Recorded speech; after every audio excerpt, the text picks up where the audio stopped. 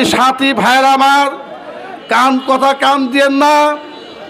আজকে আমরা 17 বছর নির্যাতন, কারাভোগ, গুম, হত্যা, এই শেখ হাসিনা সরকার আমাদেরকে নির্যাতন করেছে।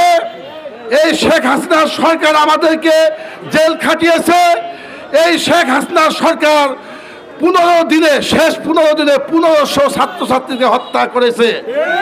সংগ্রামী সাথী ভাইরা আমার, আপনারা ইনশাল্লাহ আগামীতে চমক দেখতে পারবেন। এমন একজন নেতা আপনাদের মাঝে উপস্থিত করেছি, যিনি ইয়াং ম্যান, শক্তিশালী, শিক্ষাবিদ, উদয়মান জননেতা।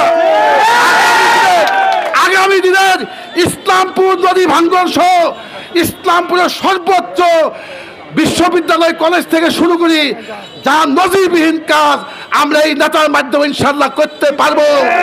এবং আগামী 1 মাসের মধ্যে আরো চমক দেখতে পাবেন ইসলামপুরে এই নেতার, ইনশাল্লাহ।